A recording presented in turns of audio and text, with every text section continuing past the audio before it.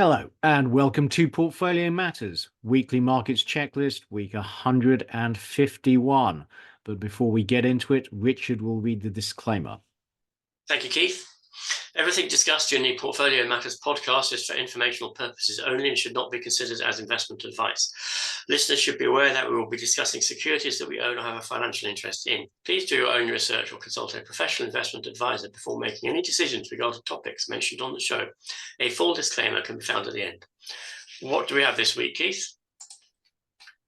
Okay, so we've got quite a lot of macro data this week, but first of all, the news. Well, we had US inflation numbers out and they weren't very good. So US inflation slightly missed expectations, coming in hot at 3.2%, and that is a rise from January. PPI, producer price inflation, also came in hot. US inflation is proving sticky above 3%, and that is not good news. Now, last Friday, we also had US non-farm payrolls, which again came in hot. But frankly, I have less and less confidence in the non-farm payrolls data. We will take you through it. The household survey showed the labor market in the US was slowing, and non-farm payrolls was once again revised lower for previous months. In Japan, the Bank of Japan has signaled an end to the negative interest rate policy and is expected to raise rates within the next couple of weeks. Reminder, currently a minus 0.1% when the rest of the world has been raising rates. And Joe Biden has proposed a $7.3 trillion budget for 2025. And in an election year, proposing to raise taxes, to raise 3 trillion in the coming 10 years, with higher taxes on wealthy individuals and businesses. But the forecast budget deficit for 2025 is an astonishing 6.1%. And the US national debt is forecast to just keep on rising. And that tax increase is just a drop in the ocean of the debt. Absolutely. Yeah, that's only 300 billion a year. Yeah. It's neither in nor there. And finally, in the oil markets, both the EIA and the IEA have upgraded their forecasts for oil demand in 2024 and increased their target oil price. More on that in a bit. So charts relating to the news, well, after the hot February CPI print, the market reduced the probability of a May rate cut. And since then, we've had hot PPI numbers and they reduced it again. So there's now almost no chance of a rate cut in May. And the probability of a rate cut in June is now less than 60%. The market is still expecting rate cuts this year. So they've got a 99.1% chance that rates will be cut this year. In Japan, real short-term interest rates have been very strongly negative as inflation has risen and the Bank of Japan has kept interest rates at minus 0.1%. They're now going to start raising it, but real interest rates are still strongly negative, or will be. But we've talked about this previously, how Japan actually seems to be struggling to maintain inflation above the 2% target. Now, nominal wage agreements have been rising, but whereas in UK and US we've had real wage rises, in Japan, real wages are still negative, and that means that consumers' demand will presumably be quite weak. So will Japan struggle to maintain 2% inflation in the coming years? Reminder, the Bank of Japan has just been hoovering up JGBs, and its balance sheet is absolutely enormous. How they'll unwind that, I just don't know.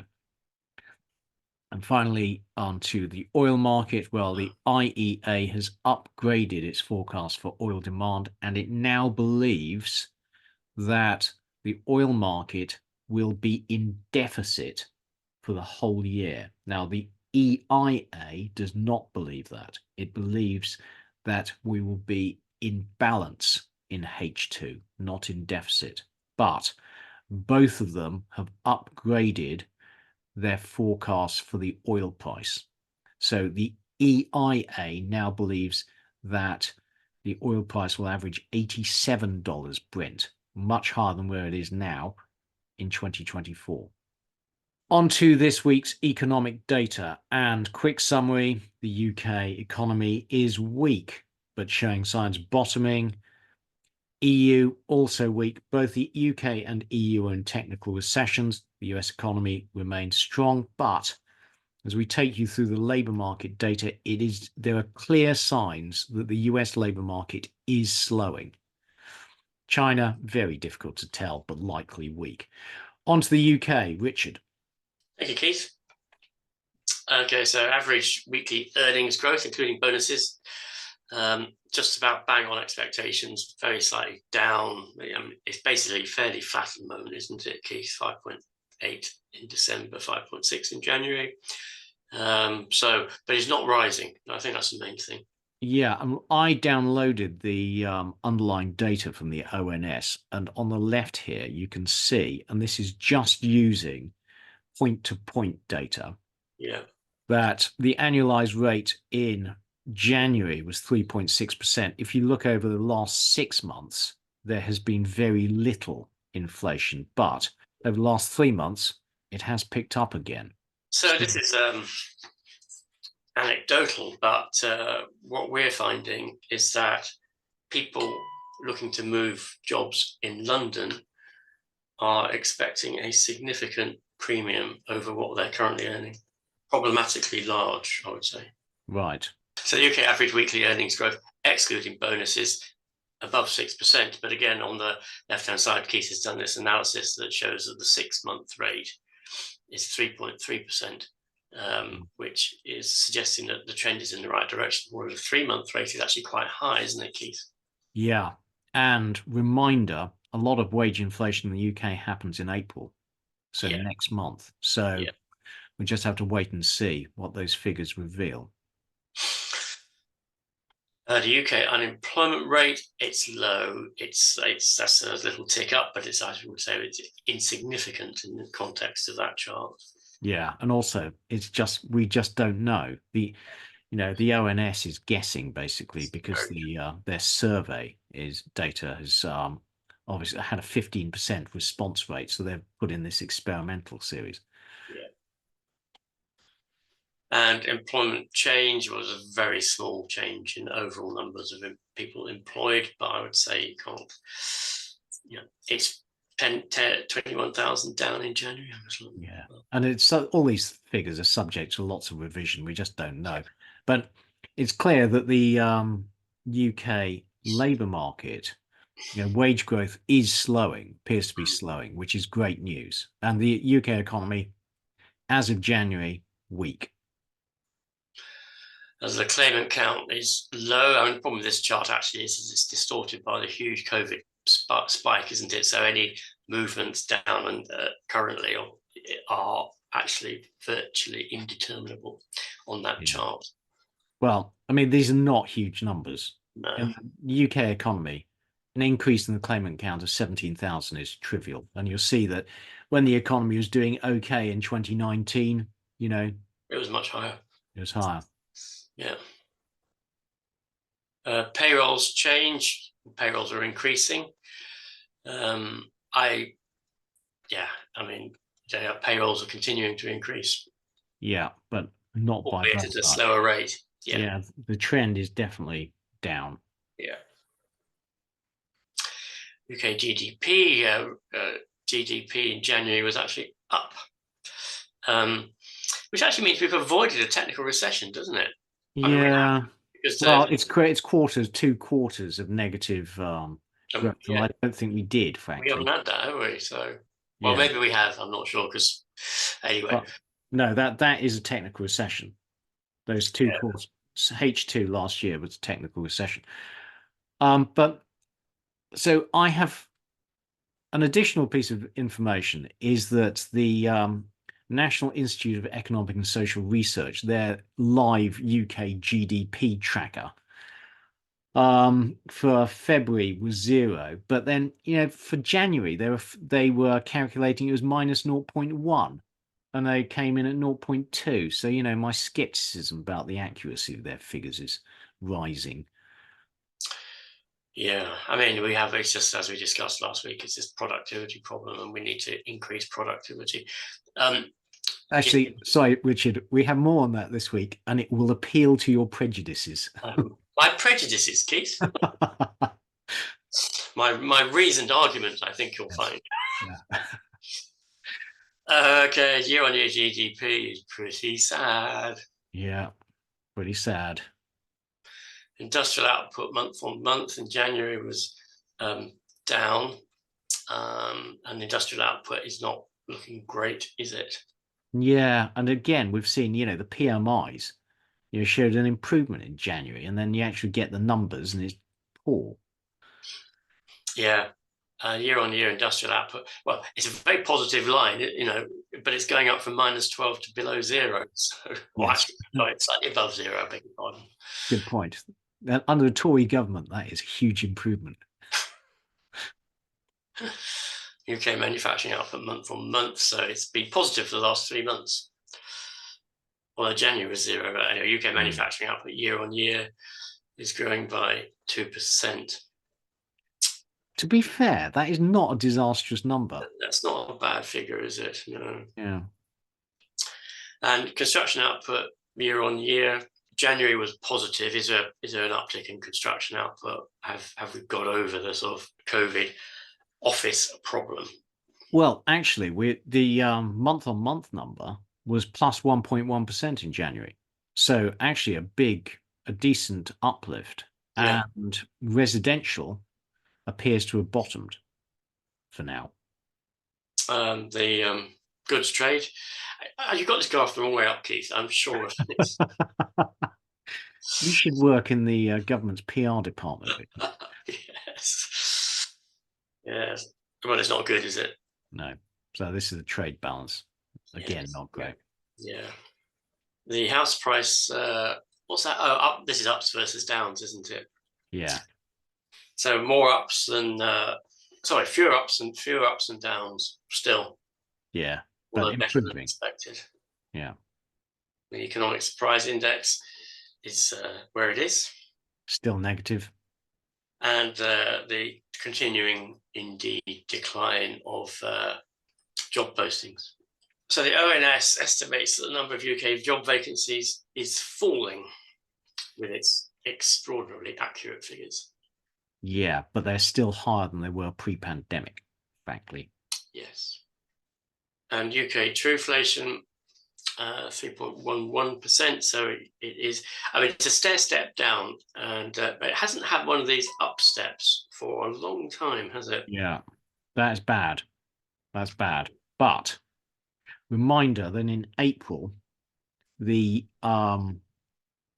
energy price fix is revised strongly downwards again. So hopefully in April, truflation should drop again. But I had an email conversation with one of our viewers, Martin Belfield, this week, who was talking about his experience of inflation, in particular care homes. So the cost of a carer, he had been informed, will go up by between 35 and 40% in April. So, inflation. Because of minimum wage? Just competition, yeah, just an increase in costs. So, yeah, minimum wage is also going up. So, very roughly 50% of care home costs are staff costs. Yeah.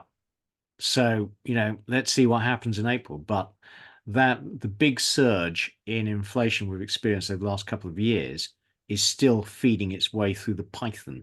Yeah, indeed. So UK public sector productivity, so the whole economy, the productivity is, albeit very slowly increasing. Public sector productivity is basically stagnant. Well, who'd have thought it, eh? Yeah. Look what happened to the public sector productivity during COVID. It's a disgrace compared with the whole UK. It's appalling. Yeah. Well, All they were doing, they were just the only thing they. Sorry. Yeah. Well, you're not going to like this chart, Richard. Public sector's been growing since COVID, just what we need, isn't it? Yeah. So there you go. I mean, no wonder the government finances in such a disastrous state. It's just, yeah. Well, so there you go. Low productivity. We've got a rising share of employment in a sector whose productivity is not growing at all. Although, I would say that how do you measure the productivity in government departments? How many cups of tea they can make in an hour, Keith? It's a very well-known statistic.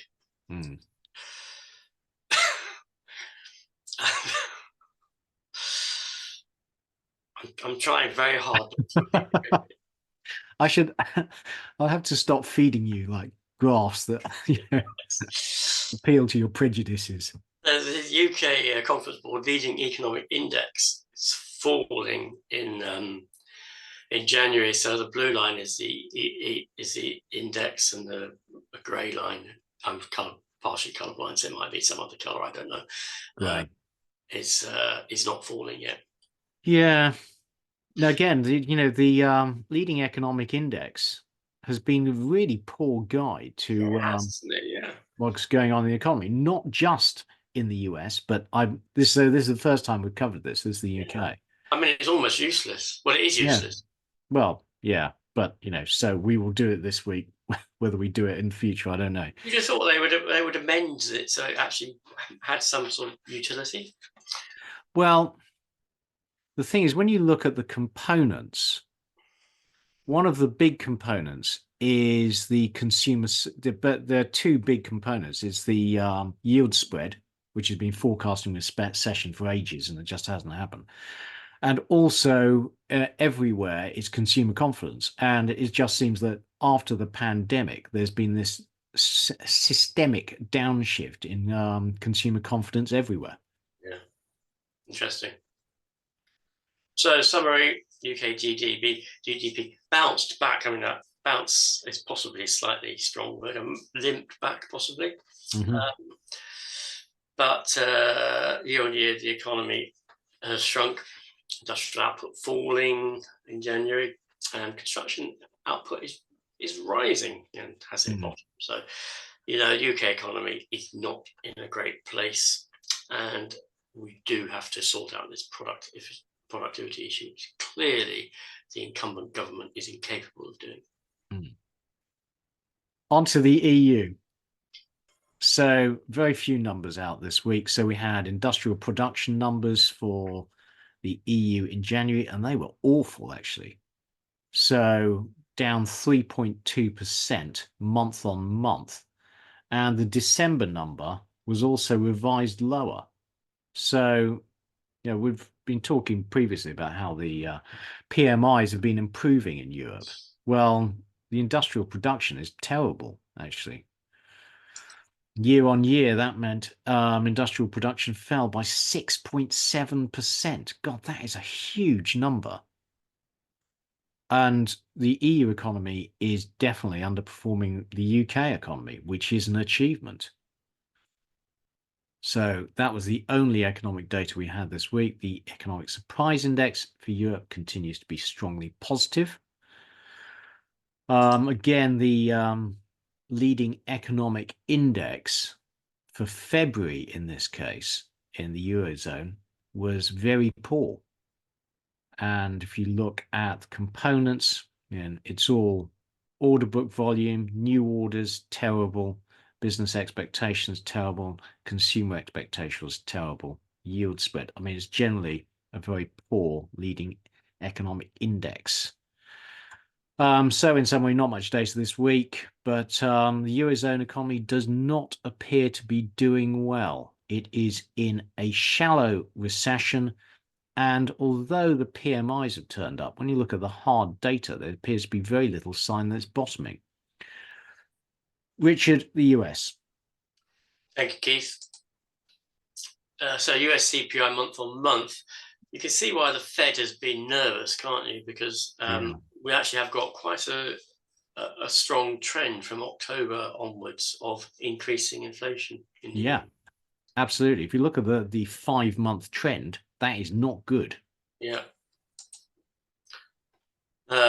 Year on year, it's basically flattened now, hasn't it? At around about 3 to 3.5%. It's in that range now.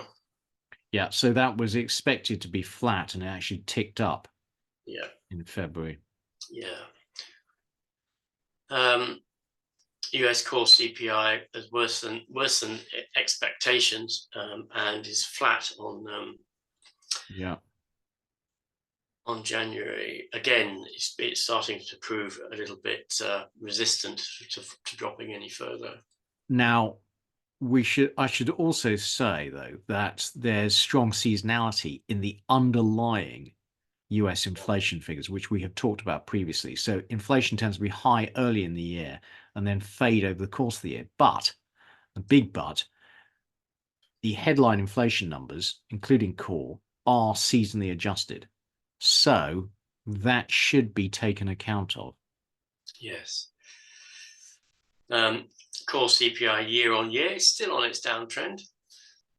Services inflation is sticky, and really it's the same level. I mean, if you run your eye across, it was at that level in the first quarter of 2022.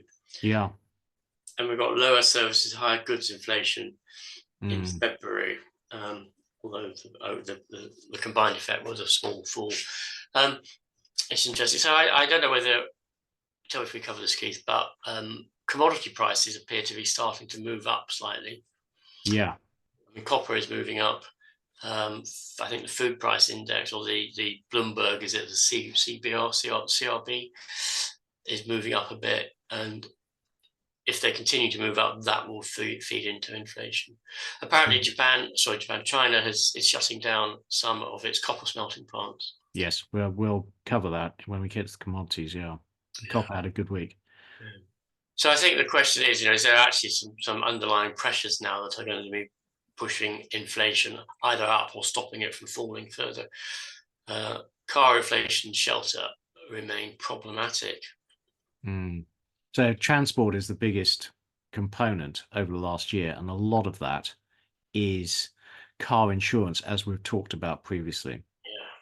If you substitute the Zillow rent index for CPI shelter, you get inflation at 2.35%.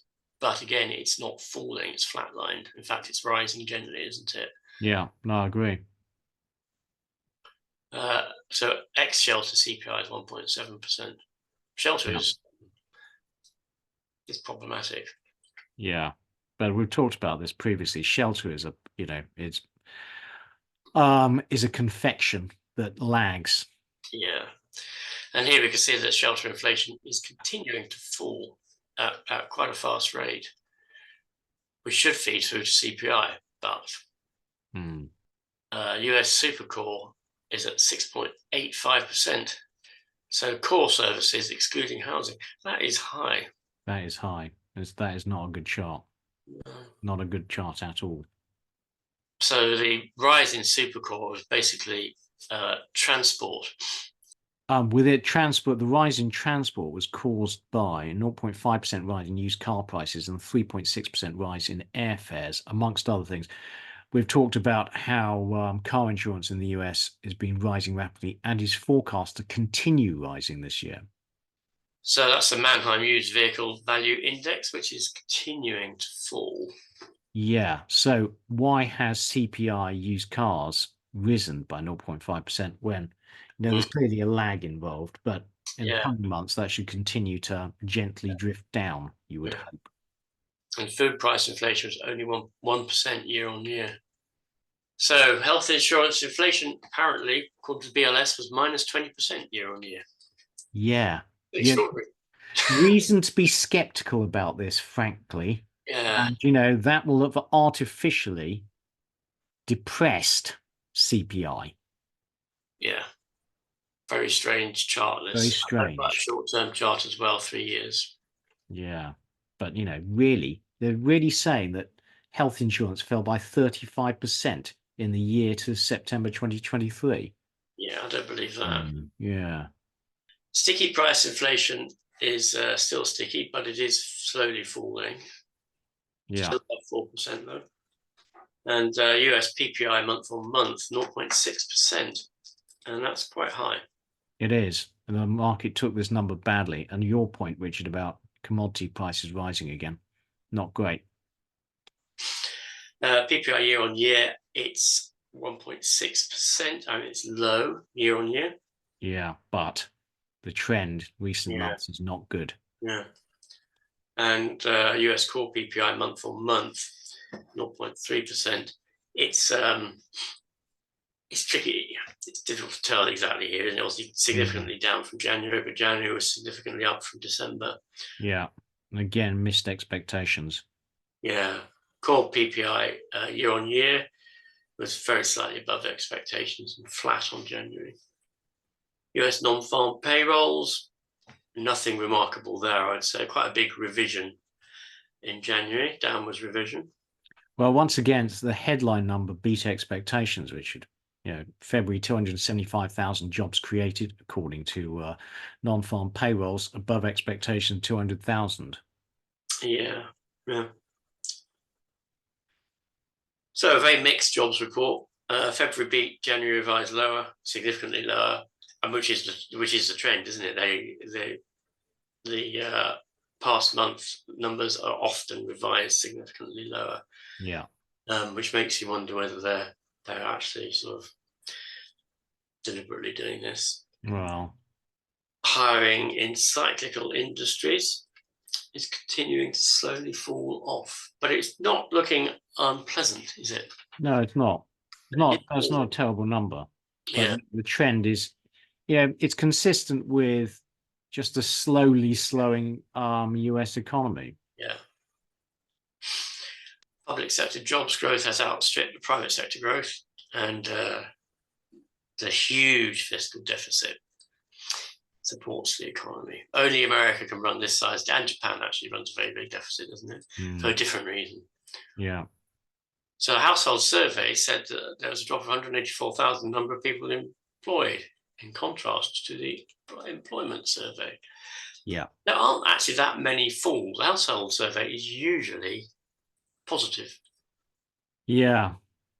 So reminder, we talked about this in some depth in previous weeks. The non-farm payrolls comes from the establishment survey, which is a survey of businesses. Household survey is a survey of households, asking them whether members of the household are in employment and what employment they're in. And in recent months, they have strongly diverged. Yeah. And is there a trend developing in the household survey, a downward trend developing in the household survey? Well, I think there is. Yeah. So household survey in US lost 187 in February, 187,000 in February, 1.84 million since last June, which is a lot. And it gained 51,000 part-time jobs. So the household survey data suggests the employment cycle may be turning. Yeah. Watch this space. The difference between the established survey and the household survey is starting to widen, isn't it? And that's an interesting chart. So household survey is always lower, but that the digression between the two is increasing. Yeah. Now, if there are lots of people with multiple jobs, that can explain part of the gap. But, they're currently widening. Temporary jobs are falling, but they're not falling dramatically. Yeah, but, the reason we cover this is because the first jobs you cut if you're a business are temporary jobs. They're the easiest employees to get rid of. And the continued fall suggests market weakening. Yeah. And all of the jobs growth since the pandemic has gone to immigrants, apparently. Yeah, that's all. That's the great thing about the US economy. They can keep on adding workers from South America. Yeah. And permanent job losses. So the losses of permanent jobs, I think this means, is slowly increasing. Yes, that's well put, Richard. And the headline non-farm payroll number is often revised lower. And there we show the revisions that often occur. So this is from last month's weekly, where we then discussed January non-farm payrolls. And so the black numbers are what we reported at the time. The red numbers are the revised figures. And reminder, in January, we discussed how the BLS had revised the 2023 figures, reducing the number of total jobs by 1.2 million, but increasing the number of jobs created in November and December. Well, now they've reduced the number of jobs that were created in November and December. So there you go. And January. US average weekly earnings month on month, pretty low. January's was revised, but that's a very low number. Yeah, that's great news, actually, for inflation. And, when we talk about inflation being resurgent in the US, inflation fundamentally is a function of wages. If wage growth slows, then inflation should slow. The rate of inflation, fall of inflation seems to have slowed, doesn't it? But whether it's resurgent, I think, is an open question at the moment. Yeah. US average weekly earnings year on year continuing to trend downwards gently. Yeah, but still too high. They need to get it back down to 3%. Yeah. The US participation rate, I would say that is in line with the sort of the noisiness of that chart. But if it were to fall any further, you could say whether something significant is happening. And labour force participation for prime age people is at a 22-year high. Yeah, so this is the problem with the economies everywhere, is that lots of people left the workforce during COVID and are not coming back. So actually, when you look at the people in the prime age workforce, then participation rates are really good. So hence, the labor markets are tight. Now, in the US, obviously, they're just adding immigrants. So, they're getting around the problem. Yeah. Actually, so is the UK, to be fair. Yeah. The US weekly hours worked for 34.3, but the trend of that chart is distinctly downwards, but it's a very slow trend. Yeah, and also the absolute number is not great. So that is evidence of labor hoarding. US unemployment rate, 3.9%. It is slowly rising on that chart. The US U6 unemployment rate, which includes total unemployed plus all persons marginally attached to the labour force, plus total employed part-time for economic reasons, as a percent of the civilian labour force, plus all persons marginally attached to the labour force. Quite complicated. Basically, it's sort of a more inclusive measure, I guess, isn't it? Yeah. And that is rising, but it's not high. No, it's absolutely. US retail sales month on month, good month. Yep. But January is revised lower. Yes. US retail sales year on year, very slightly above zero. It hasn't fallen below zero, has it? And the Red Book retail sales, it's a nice healthy 3%. US MBA 30-year mortgage rate, 7%, give or take. And the mortgage market index is still flatlining at that very low level. Initial jobless claims are not looking unhealthy. Yeah, absolutely. There's no evidence of an increase in unemployment claims. Yeah. And continuing jobless claims, likewise, not looking unhealthy there. Yeah. Now, this needs some explaining because you'll see that this week, unemployment claims are 1.811 million, where the expectation was much higher, 1.9. And last week's figures have been revised down by over 100,000. So if we look at the data we're reporting last week, they've revised down the unemployment claims for the last few months. So this week, last week, this week, last week. Big change. So the net effect is that there are fewer continuing claims than previously reported. So again, little evidence that the US labor market is weakening that much. Yeah.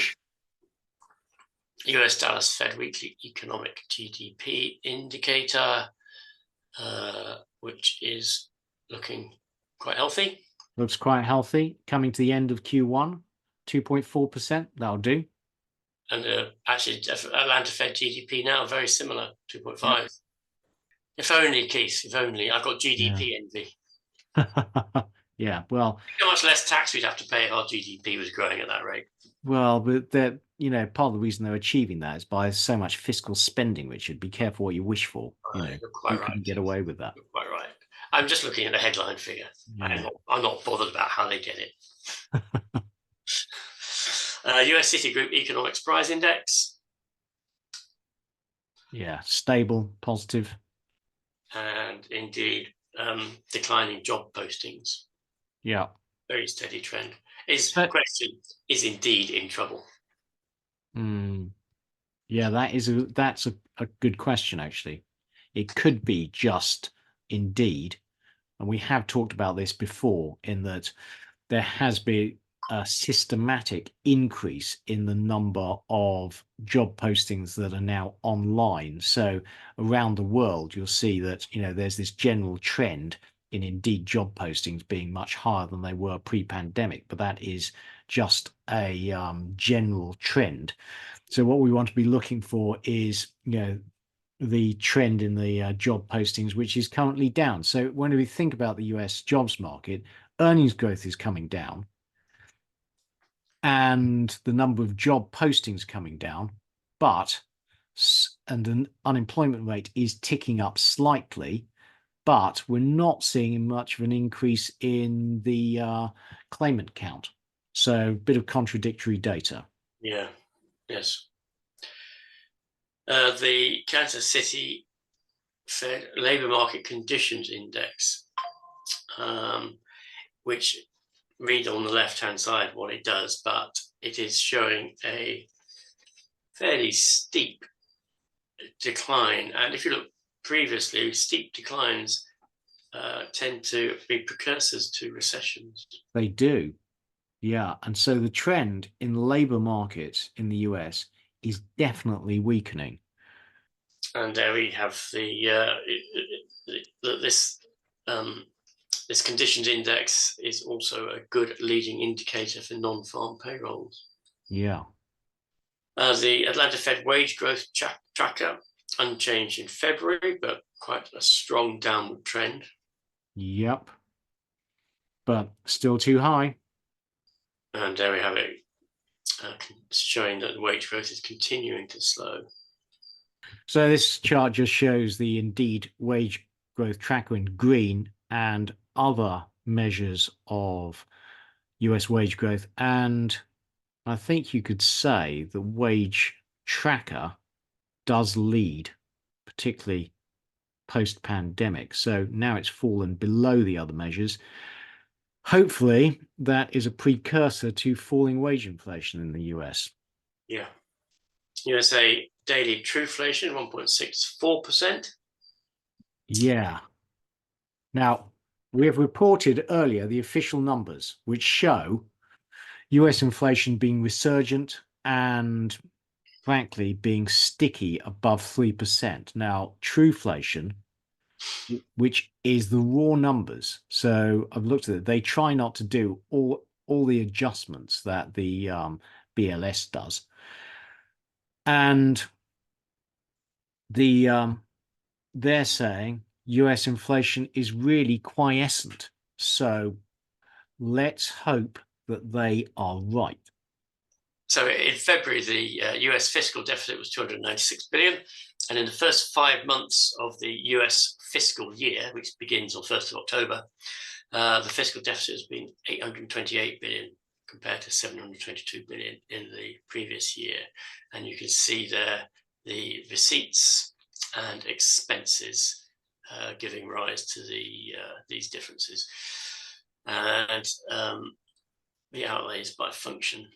National defence is less than interest, isn't it? Yeah, shocking. Absolutely shocking numbers. Yeah. Basically, they spend more than double what they take in tax receipts. Just shocking. So there's the summary. I won't read it all, but have a look through the summary. And the bottom line is the US economy is remaining strong, but there are signs that the market is slowing. Yeah, labour market does appear to be slowing. Yeah. And on to China. Very little data this week. So Chinese house price data came out. Do we believe it? No. But the official numbers are that annual house price inflation in China was minus 1.4%. Reminder, the FT had a story a while ago based on their interviews with estate agents in Beijing. And estate agents in Beijing were quoting that house prices there were down between 15 and 30%. So bear that in mind. Now, we have a few charts just related to the Chinese economy. Now, this is interesting. So this is US imports by country. And you'll see Chinese imports from China have fallen very sharply after Donald Trump imposed tariffs.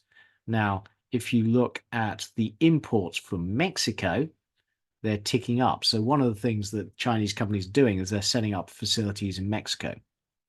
But that fall in Chinese exports to the US does not really appear to be stopping their export machine. As we discussed last week, their trade surplus is going through the roof. And next week, I will have a piece on whether that export surplus is depressing GDP growth, global GDP growth. But if you look at how Chinese companies are doing, well, not great. On the right, you'll see margins, and margins have been falling and are down to a 13-year low. So that's exactly what you expect if the Chinese are pushing loads of investment into industrial companies. You know, it's going to depress margins. Yeah. And you'll notice that the China section of the weekly is tiny and there's very little data. Well, here's why. You know, as the data has turned against the government, they've just stopped publishing it. Hence, we are guessing, and frankly, we don't trust the little data they do actually produce. Now, another thing that happened this week was that China ordered a dozen of the most highly indebted local governments to cut back on their infrastructure spending. And you can see in this chart the estimated local government debt as a percentage of local GDP of these highly indebted local governments. And these are not good numbers. So hence, they're getting them to rein in their spending. And you can see here, these highly indebted local governments. I mean, Tianjin, it's spending 200% of its revenues on debt servicing. That's not good. So Chinese summary, yeah, it's very difficult to know what's going on, frankly. But most of the indications are, you know, the property bubble's burst and its Chinese economy is growing, but not as well as you would hope. And onto one chart. Why hasn't the US economy gone into recession in a way that the leading index and frankly I had been forecasting when the interest rates have gone from minus 0.25% to 7% if you look at the San Francisco Fed's proxy rate. And so what should generally happen is the construction sector should be highly sensitive to interest rates, and construction jobs should be the first to turn down, construction and manufacturing jobs. And then as the construction and manufacturing sectors lose jobs, so that reduces demand in the economy and you get cascade of job losses. So here you'll see that the green line is residential building jobs, and they just ain't turned down. So that's the reason the US economy has been strong. You haven't had a cyclical downturn in the construction sector. Now, if we look at homes under construction, that is black, and housing starts, that's red, both of those have started to turn down. So, will we finally start to see falling construction jobs? Now, according to non-farm payrolls, in February, the US added construction jobs. How long is that sustainable? And on to inflation watch, Richard. Thank you, Keith. So data this week, which we've already discussed, is the US inflation data, which you can see there.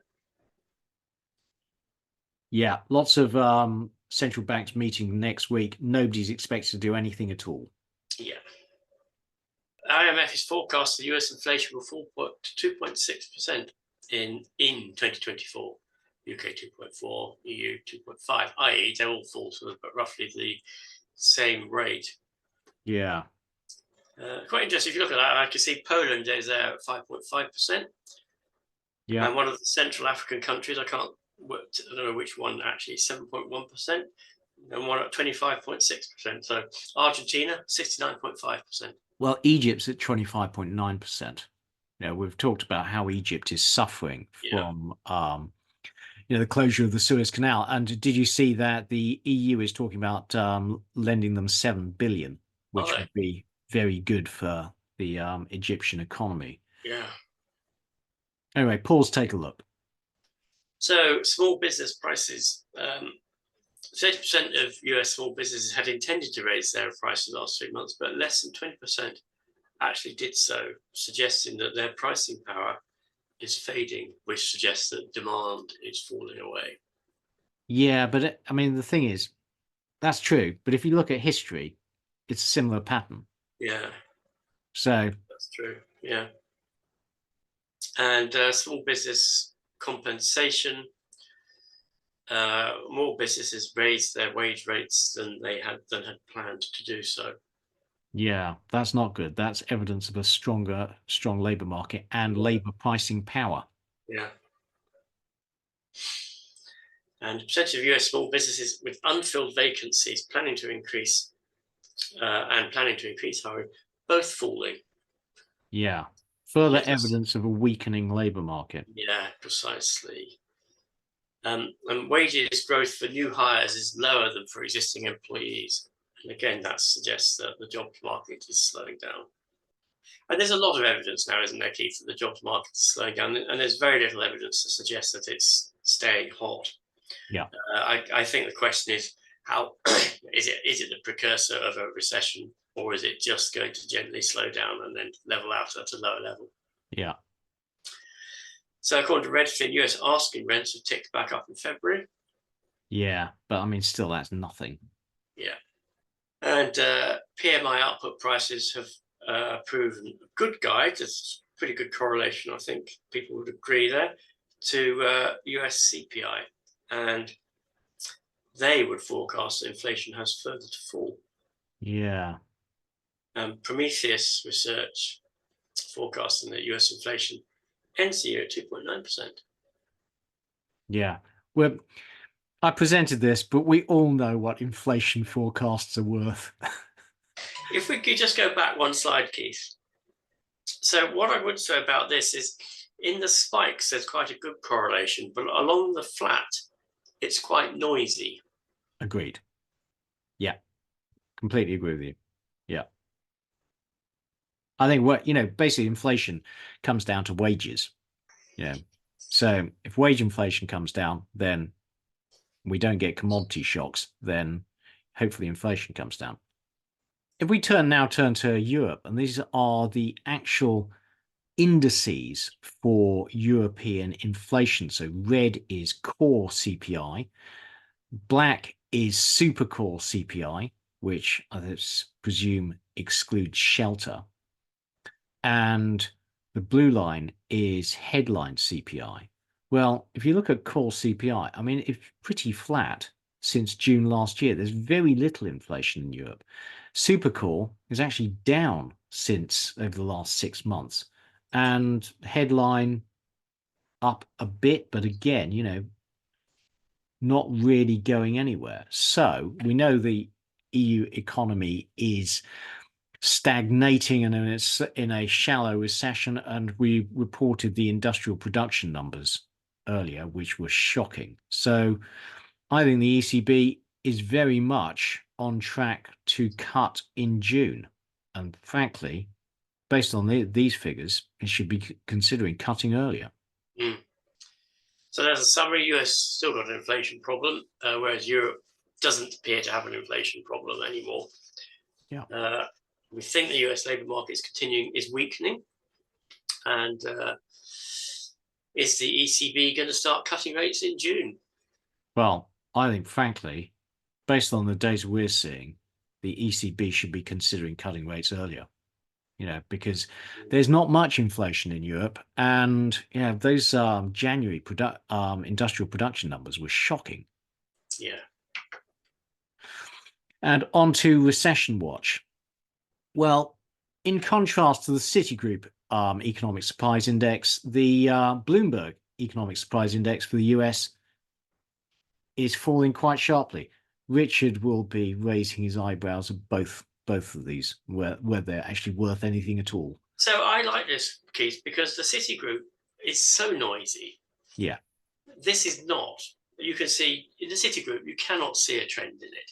You know, it bounces from one week to the other, from massively positive to massively negative.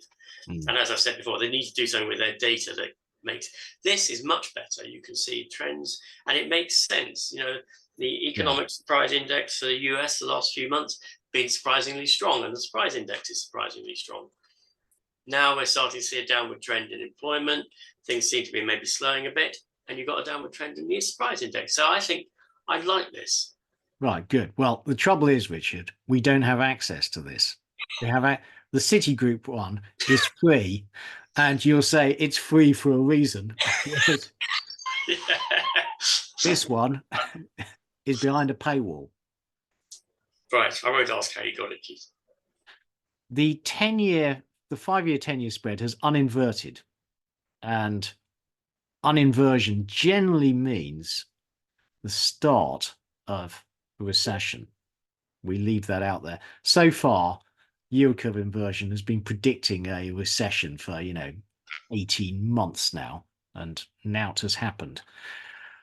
Now, this is interesting. So this is mortgage payments and just general credit payments by US households. And for the first time ever, the two are the same. So households are paying as much on their non-mortgage debts as they are paying on their mortgage debt.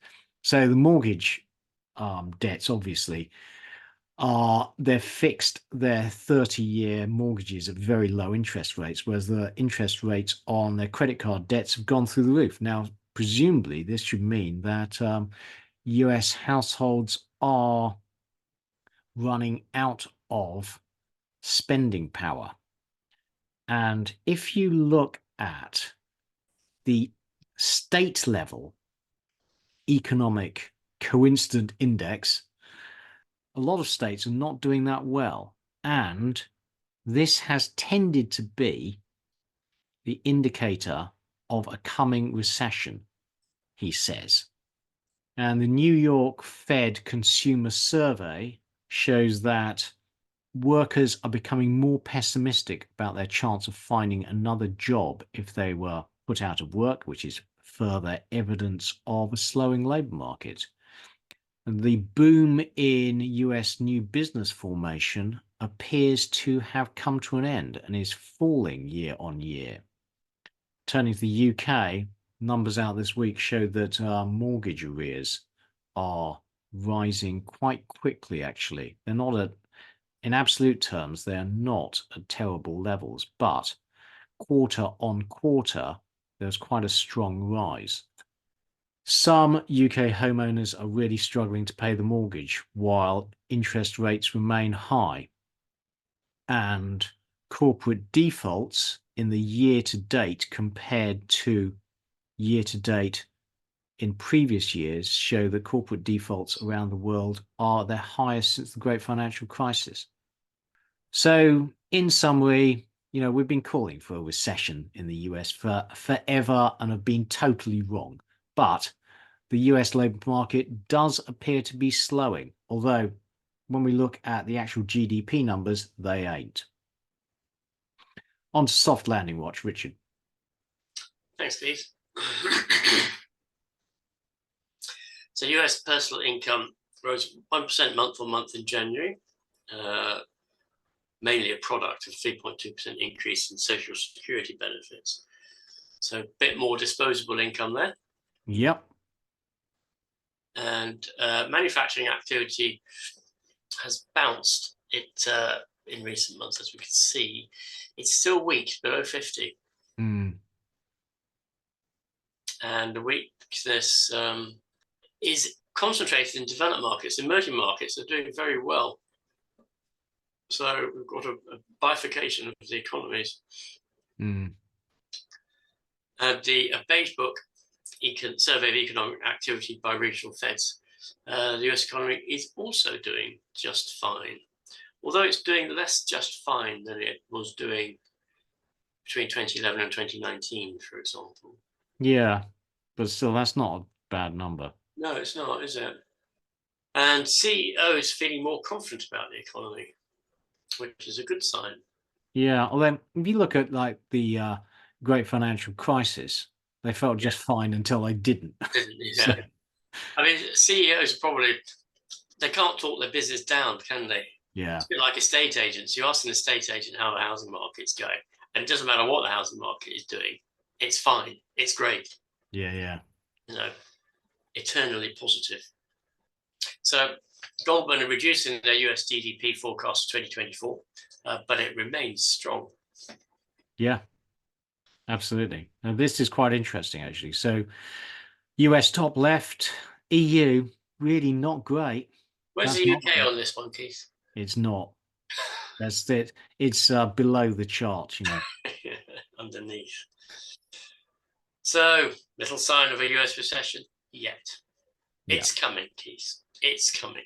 Okay. It's the weekly quiz, Richard. So. Favorite bit, Keith. Yeah, well, this is an amazing British success story. So the UK has experienced extraordinary car export success. To which country? To which country? Yep.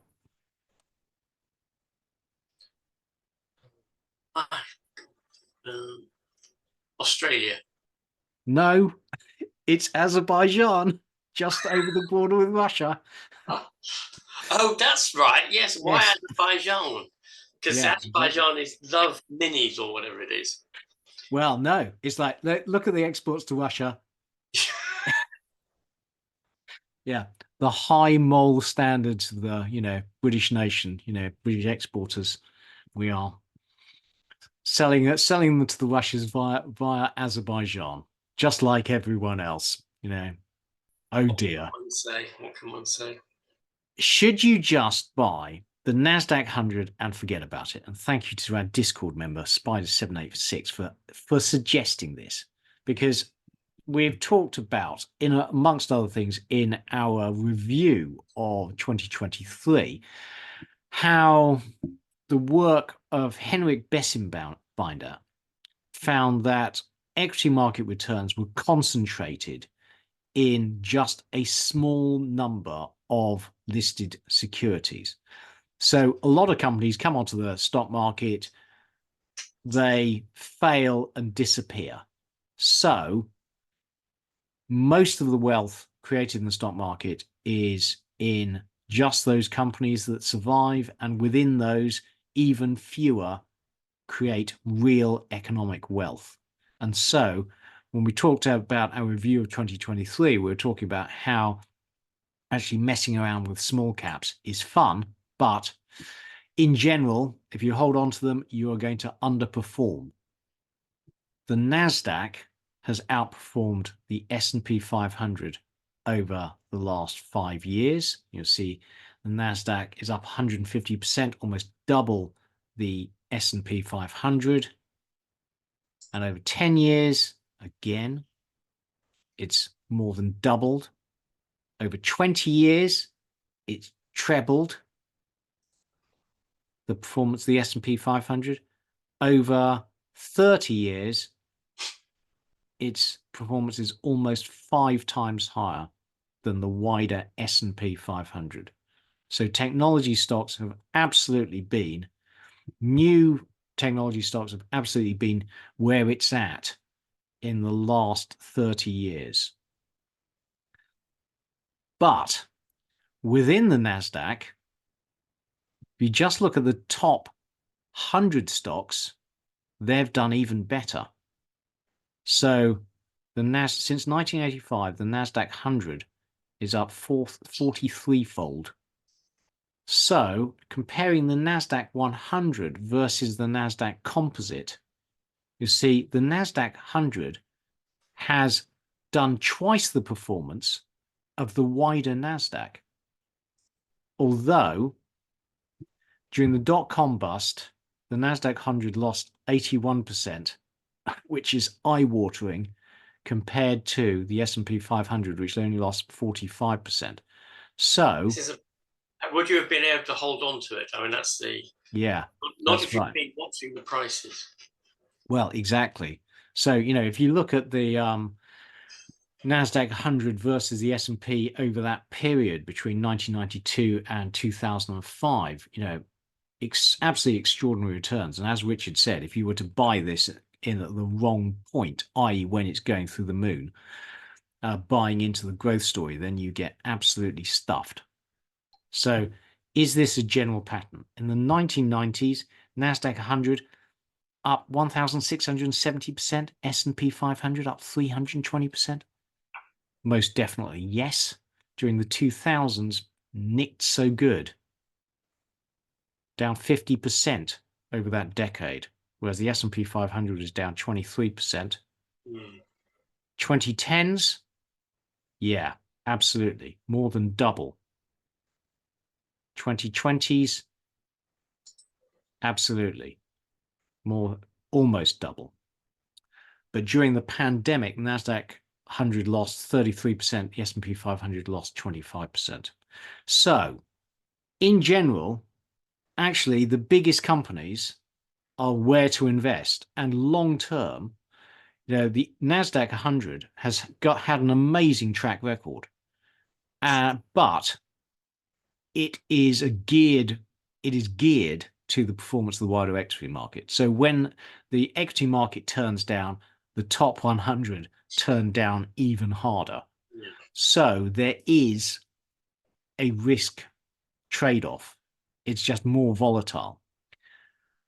But going forward, it would seem to me that buying the Nasdaq 100 at the bottom of the next recession or the bottom of the next bear market and then just retiring is a pretty good strategy. And frankly, investing, we talk about this every week, but investing is a long-term game.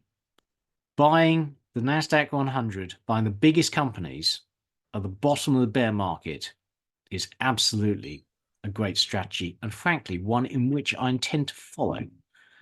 But I'm going to wait. You don't buy it at the top. You've seen that chart of the, what happened in the 2000s. I just think that valuations are very extended, and at some stage you'll get good valuations, and as a private investor you can afford to wait. So I will. Now there is an ETF that just tracks the Nasdaq 100 if you're interested. Who are we talking about here? Is this me? Well, it's certainly not me. So anyway, thank you to Discord members Uncle Tom and in particular Mr. C. Peckham for their help in this. Now, we have covered this before, but the greatest single predictor of future equity market returns is the allocation of investors to equities. So to understand this, imagine there are three asset classes. There's cash, there's bonds, there's equities. Now, cash and bonds are both liabilities of banks and companies.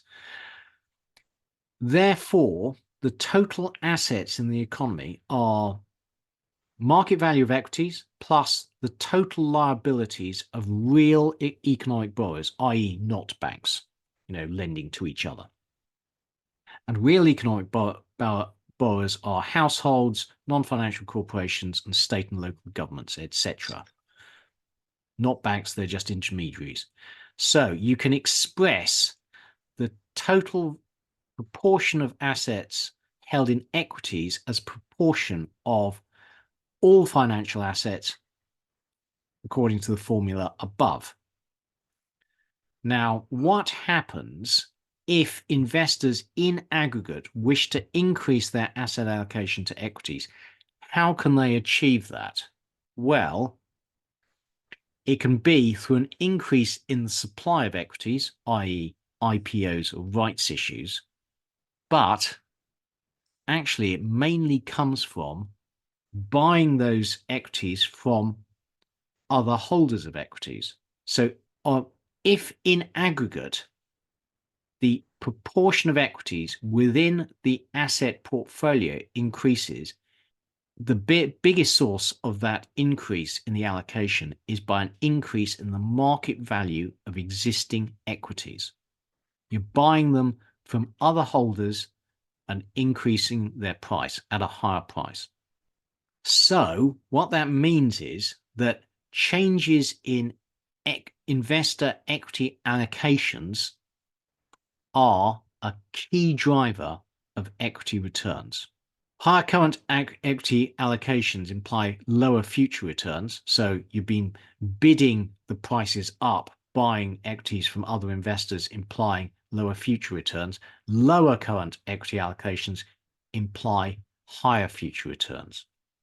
So the assumption here is that A, there's a limit to the proportion of the portfolios that investors can hold in equities, which must be by definition true because there has to be some cash held in bonds and cash, but also that equity allocations are mean reverting in the long term. So when investors increase their allocation, they're bidding up the price of equities, and then at some stage they're going to reduce their allocation, and that will cause the price of equities to fall.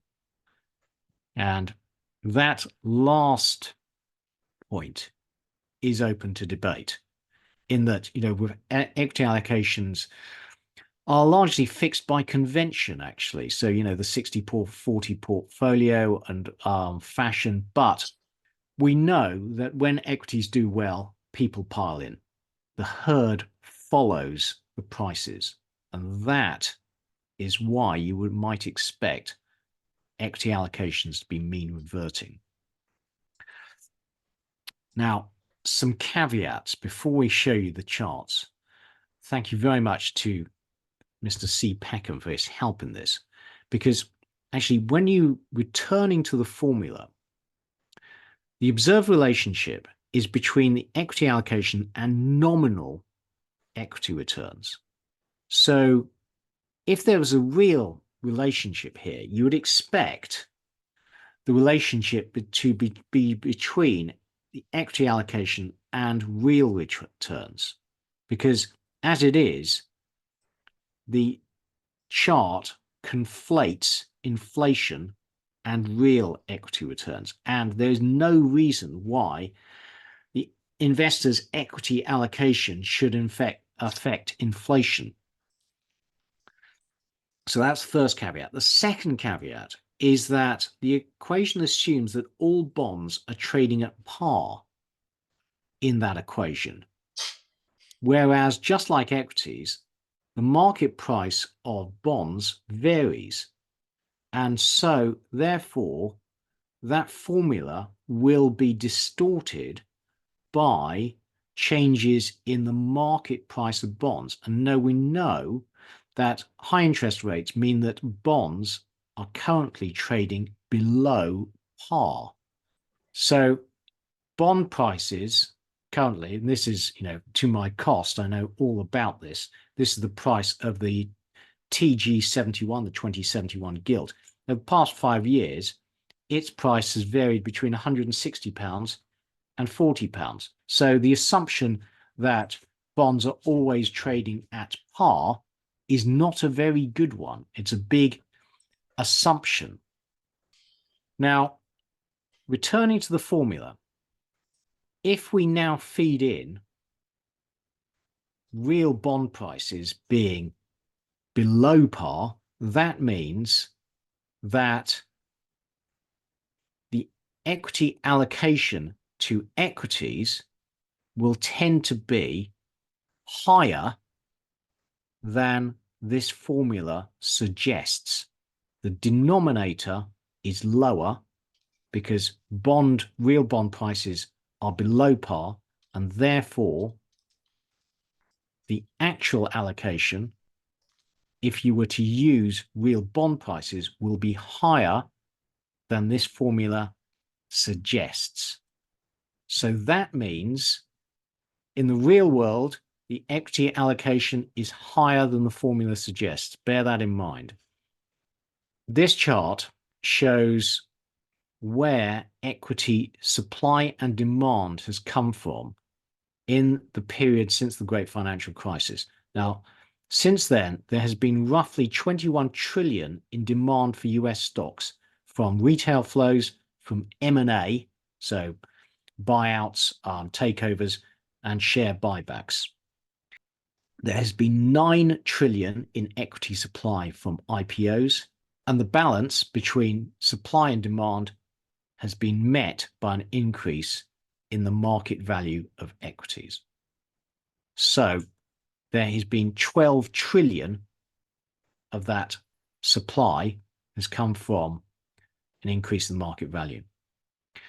Now, this is the original work, and the original work was done back in 2013, and we've shown you this chart before. And so what it shows is the investor equity allocation as per the formula and the subsequent return of the S&P 500 in nominal terms over the following decade. And so the last out of sample data point was therefore in 2003. And so you then have the 10-year return from 2003 to 2013. And you'll see the two lines are incredibly well correlated. So when the original work was done, it had an amazing ability to forecast the subsequent 10-year returns of the S&P 500. Question is, how's it done out of sample in the last 11 years? Well, actually, not too bad. So the blue line is the equity allocation, and the grey line is the subsequent S&P 500 return. And I'd say the relationship is not as good as in sample, but it's pretty good, frankly. And the bad news for equity investors is that right now it is forecasting returns over the coming decade in nominal terms of only 1%. And bear in mind the caveats we discussed earlier, in that bond prices are below par, and therefore the equity allocation, true equity allocation, is likely to be higher than the formula would suggest, which would mean that expected returns will be lower, so lower than 1%. So bottom line is, since the original work was done, actually this formula has worked pretty well out of sample, I would say. And what it means is that high current investor allocations to equities means that if this relationship holds, then over the next decade, returns the S&P 500 will be poor, only about 1% per annum. Richard, was that clear? Do you have any thoughts? Yeah, it's very, very clear. It's very interesting, isn't it? I mean, it is. It makes a great deal of sense. It's an interesting thing. I suspect it's quite hard to do. I mean, it gives you a guide as to whether, perhaps, to how invested you should be. But in terms of your own individual strategy, I suspect it's actually quite hard to apply it. Yeah. What do you think? No, I think that's right. I mean, if you're looking at, we all would like to think we have a 10-year horizon, but we don't. You know, it's kind of horizon is next week or next month or next year. It's So, like, the idea that you could just sit out the market for years waiting for this to fall back to a reasonable return is questionable. it's like the Nasdaq one. It's very interesting, and I completely agree with you. You need to wait till the Nasdaq has done something pretty horrible. Yeah. At that point, you're on a fairly safe bet that you should get above average returns. But if you get your timing wrong with the Nasdaq, then it's curtains, isn't it? It could be dreadful. Yeah, absolutely. And buying it now, I suspect, although who am I to say, because I'm not very good at this. Yeah, well, I'm with you, Richard, but we've been totally wrong over the last year. And on to other charts, Richard. Thanks, Keith. Okay, electric vehicles. The free cash flow history of pure EV makers. And most EV makers have yet to make any money at all. So we've got Tesla actually is starting to produce cash, interestingly. Rivian is not. It looks like it's like going down forever there. Yeah. I mean, an issue they've got is that they're competing with the traditional car makers, and the traditional car makers are moving into electric vehicles, and the first mover advantage of all of these has disappeared. Yeah. So here we have a chart of UK productivity, which is poor, as we know, as we have discussed, and we've got US at the top. Oh, if only, eh? Yeah. And this is productivity, bear in mind, not GDP. But the European productivity has been even worse. So, question, what does the EU do even more badly than we do? Answer, regulation. Yeah, it's true. So this is a chart that shows the top 20% of US earners are responsible for almost 40% of consumer spending, which I guess isn't that surprising. Yeah, I'm surprised by how much it is. I mean, that's, the US economy is very dependent on the expenditure of its richest members. Yeah, top 30% really. Top 30% account for 50% of expenditure. Yeah. UK carbon emissions continue to fall and are at their lowest rate since 1879. Wow. Well, because we're not burning coal in our fires, I suppose. And thank you, Richard. On good news. Yeah, good news. So this is global tiger populations. And frankly, I hadn't realized how few tigers there are in the world. There really aren't many. There are about 5,000. But the good news is that the population has been increasing. So a while ago, I was reading about Bhutan and how it was, really tiger friendly. Well, yeah, but they've only got 22 tigers. There's really few tigers in the world now, sadly.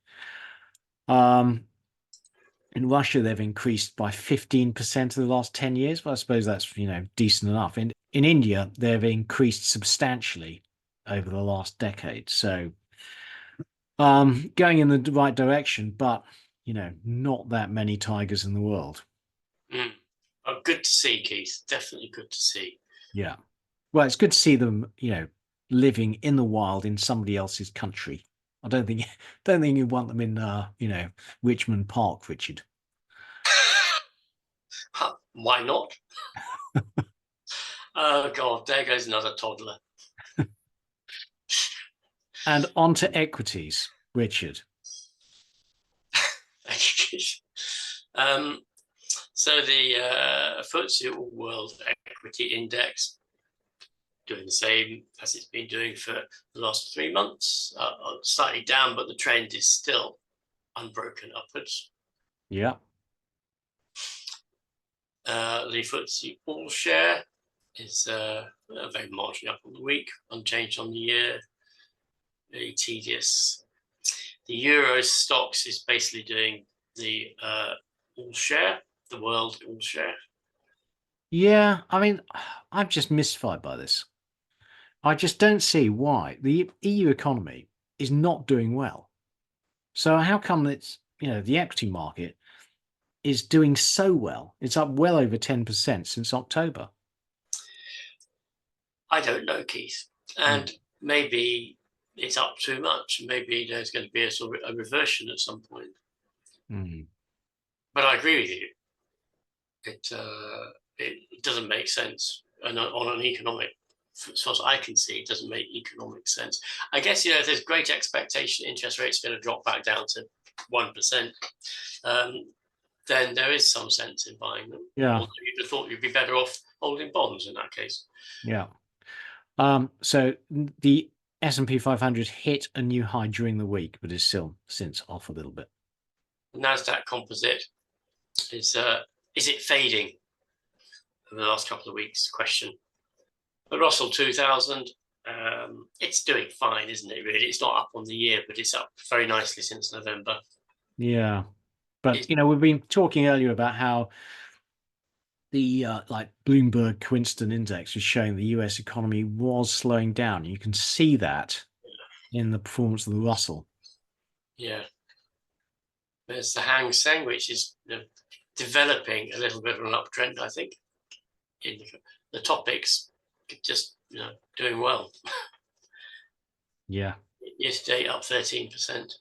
Yeah, although it had a bad week as the BOJ is talking about actually having positive interest rates. Yeah. Bitcoin is pretty volatile, but on a pretty steep upward curve, straight line. Pound is fairly strong against the US dollar at the moment, and the euro is not quite as strong against the dollar as pound, but it's doing quite nicely against the dollar. And all this is reflected in the dollar basket, of course. Dollar index, which is up on the week, but is quite a lot down basically in the last few weeks. The VIX slowly starting to creep up, one might wonder. Yeah. Noisy trend. Yeah, still very low. And this is a problem for the S&P 500. This is big tech expected to deliver index-leading top and bottom line growth through to FY25. And look at NVIDIA. Yeah. 50% earnings, 50% sales growth. So I read something interesting about AI yesterday. It was at the FT. But I think people are beginning to understand that AI doesn't really do what the surge in expectation was about late last year. And did I tell you, forgive me, Keith, did I tell you about my eBay experience? No, go on. So I recently sold an anchor on eBay, 23 kilogram, slightly rusty, but very functional anchor. It just wasn't the one I wanted. And we're talking big bucks here. I sold it for £65. So I put my description in second-hand anchor, slight rust, but works well, whatever. And then it said, would you like the AI description? I thought, oh, well, okay, I'll have the AI description. AI description comes up with, this is a wonderful anchor that will keep you safe at all times. If you ever want to feel safer when you're in a boat, use this anchor. It's fantastic. Never feel fearful again when you're at anchor. Use this anchor. It's the world's best anchor. And it was utter drivel. So obviously I said no, but that's what it does. It produces drivel. How old are you again, Richard? 32, Keith. Why do you ask? And I like to say well preserved with it. Yeah.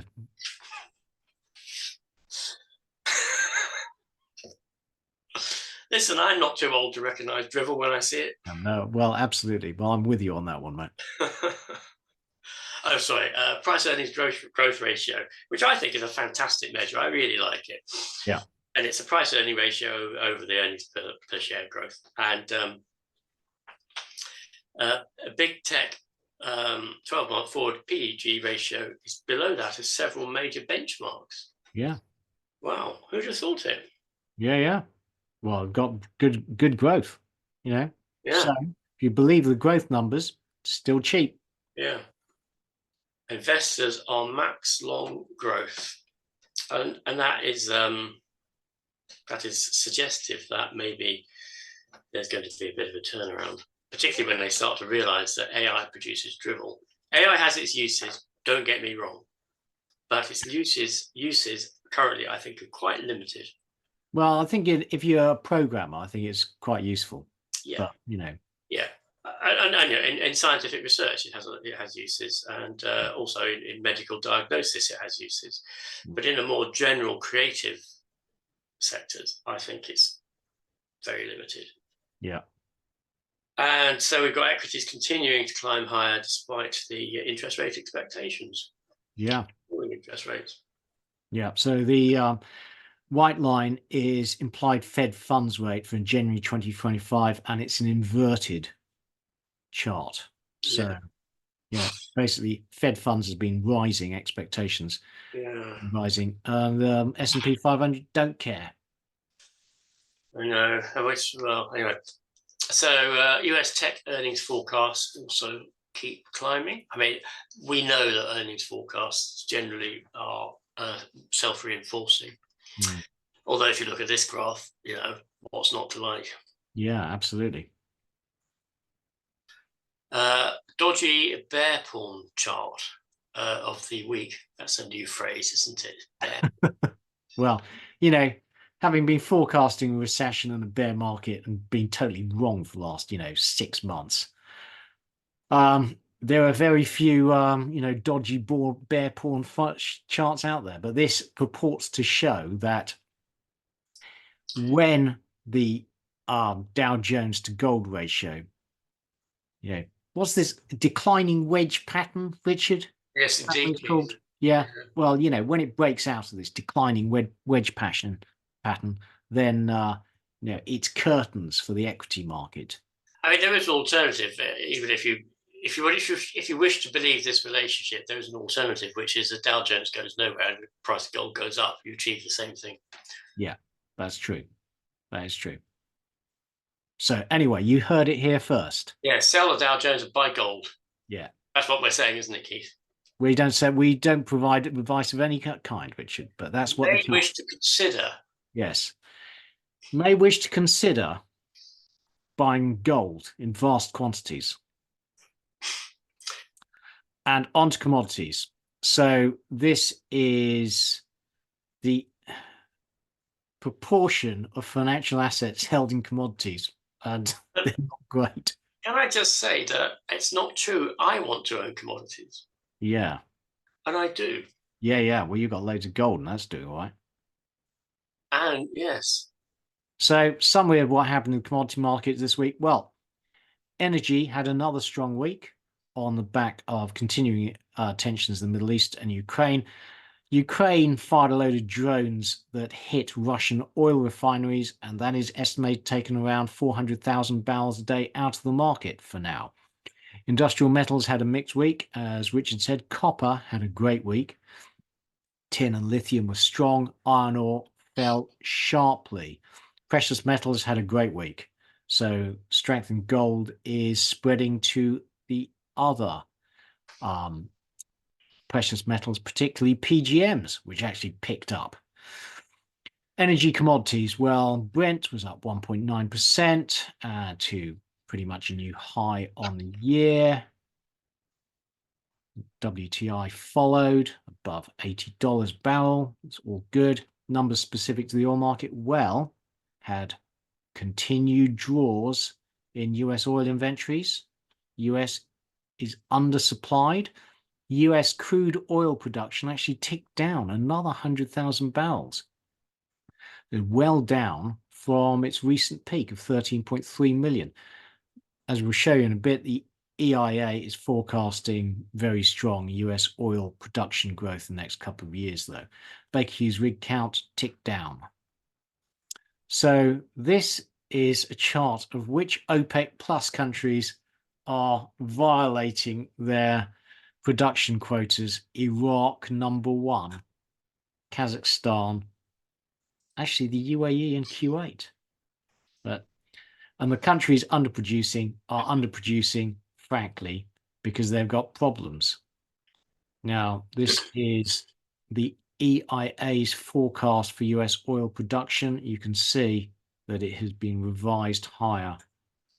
Black line is February, red line is March, forecasting that the US is going to take advantage of higher oil prices to up production.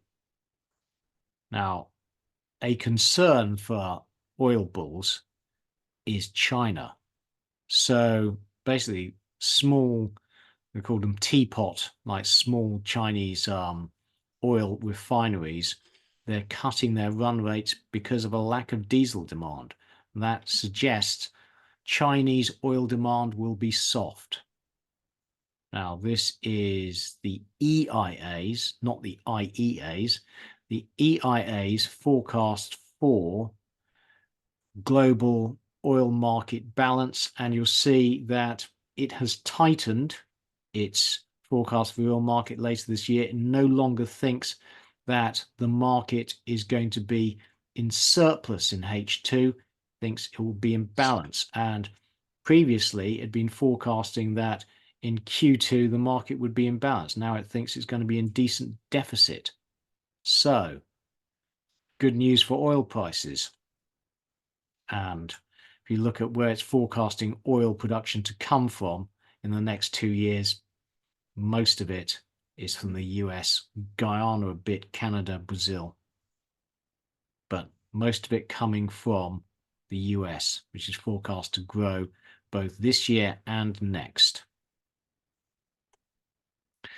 Okay, on to natural gas. Well, in the EU, we had a small rise in gas prices, but still down 18% on the year. So commentary, February in Europe was 3.3 degrees C warmer than the average temperature between 1991 and 2020. Wow. Amazing. That's a lot, actually, isn't it? Yeah, but what has supported the European gas price is reduction of flows from Norway and the continuing Freeport LNG outage in the US. This is UK, again, following the EU, still down 18% on the year. US natural gas prices, very weak, down 30% on the year. These are US natural gas storage levels, very high. Coal, not going anywhere, down 3% on the week, down 10% on the year. Uranium, down another 2.7% this week. This is a long-term chart. Has it peaked? No. On to industrial metals, Richard. Thank you, Keith. So, aluminium, doing a bit of a rise. Cobalt, copper. So read the blurb there, but copper looks like it is showing signs of life. And I think if it goes above about 4.2, it goes above its more recent highs, which might be a suggestion it's going to go higher. As a reminder, there is forecasts that the world goes consistently into shortfall over the next decade. Chromium, iron ore. You wouldn't want to be in iron ore right now, would you? Yeah. So after that rise in Q3, it has completely collapsed. The interest of Chinese diesel demand, and that's an indication the Chinese economy is slowing, isn't it? Mm. And obviously this is as well. Lithium starting to rise. How far it will go, yet to be seen, but it's a little bit of an uptrend beginning to form. Neodymium, almost as bad as iron ore, actually. Nickel beginning to rise. We've got a little bit of a trend. So there's a little bit of a trend starting over the last few weeks in a number of these commodities, clearly not all of them. Yeah. Tin. Tin's looking good. Yeah. Ferrovanadium. Yeah. They're highly correlated with iron ore and not looking good. Yeah.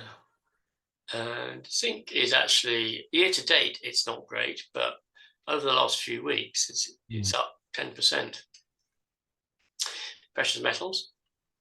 Well, as Keith said, it was a good week for precious metals. Gold has on an intraday basis gone over 2,200, so it's clearly broken out of that long range that it's been in. And gold's hit a new high despite falling ETF holdings. So there is a theory that the reason ETF holdings are falling is not because your average investor is selling gold, but because people are harvesting gold out of the ETF in order to meet their commitments to supply gold from their short positions. And if you look at that, I suspect that is quite likely to be the explanation. China's been a big buyer of gold, as you can see, and a consistent buyer. So this is interesting. So the left-hand axis is warehouse stock levels, and it's inverted, so they're falling. Right hand is China's gold holdings. So China is buying gold and depleting global warehouse stock levels. Yeah. One of the things that's happening is that the CME, Chicago's Metal Exchange, which is being drained of gold by people converting their long contracts into exchanging for physical. And this is also happening, I think, in the silver market. So the available stocks of physical gold and silver are declining. And here we have this additional purchasing by central banks. But they're still a long way below their historic 40% coverage of a percentage of foreign exchange reserves. And if they were to fulfill that in short order, the price of gold would be extraordinary. But I think that's why they have to manage their purchases over a long period of time. There's silver. So silver's still breaking out through 25, currently breaking out through $25 an ounce. And again, if it gets up to about just over $26 an ounce, it breaks through that short-term peak of last May. So on the back of these rises, platinum's had a good week. Rhodium is just starting to move up, also had a good week. And palladium had a good week. Yeah. So some signs of life in the PGMs. Yeah. Thank you, Richard. On to rates. And not a good week. Resurgent inflation in the US led to bond yield rises everywhere as the market expects rate cuts to be delayed. So the UK yield curve moved up, as did the US. And 1 year inflation expectations have been rising sharply since the start of the year. That is really worrying, actually. The extent of those rises. Yeah. Not great. Unsurprisingly, returns over next 10 years are highly correlated with the starting valuations. And that implies that US Treasuries should have a good run over the coming decade because they're starting relatively high. Now, the yield curve has been inverted and therefore forecasting recession for a record 423 trading days. And we still ain't got the recession. No. Okay, so this is the UK 2-year. Ticked up a bit over the past week. 10-year, same. 30-year, the same. So, reminder, we have UK inflation numbers out next Wednesday. They will be crucial. So last year in February, UK month-on-month inflation was 1.1%.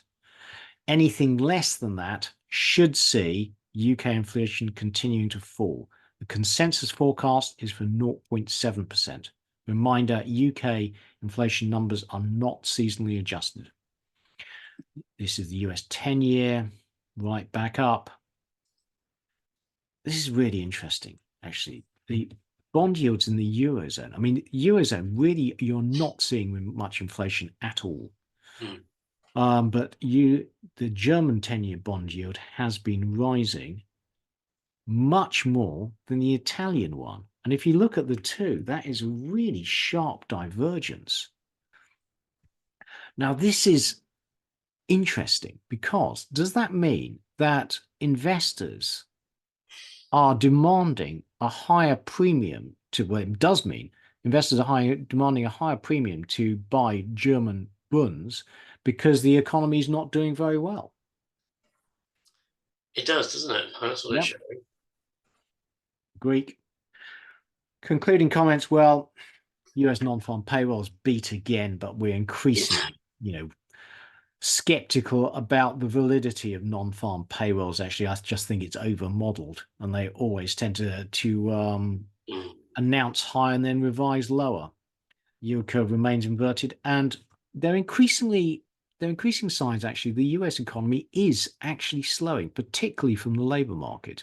Now, GDP numbers are strong and continue strong, but the labor market is slowing. Watch this space.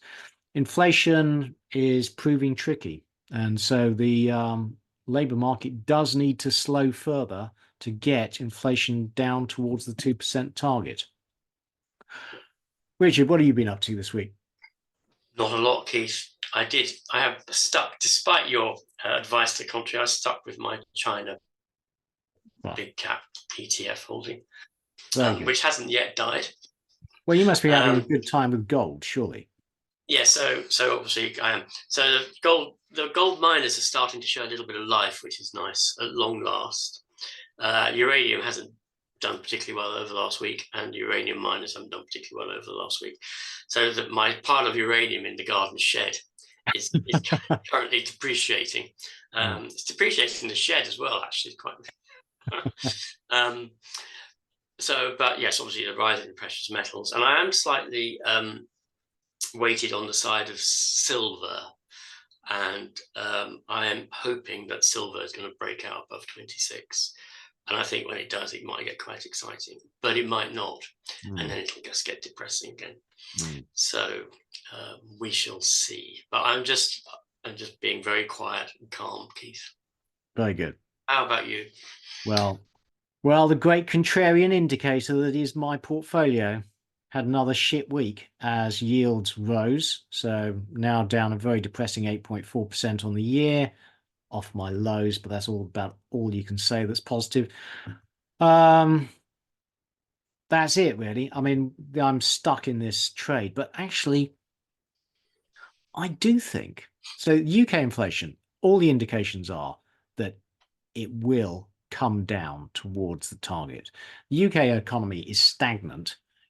Year on year in the year to January, it was down 0.3%. Basically, the UK economy is not coping with high interest rates. Interest rates do need to be cut. And in the US, the economy's been astonishingly strong, supported by this ridiculous fiscal deficit. But the labor market is slowing. So, sticking with it, not much fun. Got this completely wrong. But it could yet come right. And, the bottom line is, there's worst case scenario, I'm stuck holding index linked bonds and I'm, fine, frankly, just not earning a decent return. Thank you all for watching. Please can you press like and subscribe to the channel, and it's goodbye from Richard Wheater. It's goodbye from Keith Jordan. Goodbye. Goodbye. Full disclaimer. The material and information contained in this podcast is for information and entertainment purposes only and should not be relied upon for making a business, legal or any other decision. We may own or have a financial interest in any securities mentioned. Listeners should conduct their own research or consult a professional investment advisor before making any decisions regarding topics mentioned on the show. Whilst we endeavour to ensure that the information presented on the show is correct, we make no representations or warranties of any kind, express or implied, with respect to the podcast and website or to any information, products, services or related graphics discussed or presented in the podcast or website. Any reliance you place on such material is strictly at your own risk. You are solely responsible for the investment decisions you make. We will not be responsible for any errors or omissions in the podcast or website, including in articles or postings, for hyperlinks embedded in messages, or for any results obtained from the use of such information. Nor will we be liable for any loss or damage, including consequential damages, if any, caused by a reader's reliance on any information provided by the podcast or website. Please do not listen to the podcast if you do not accept self-responsibility for your actions.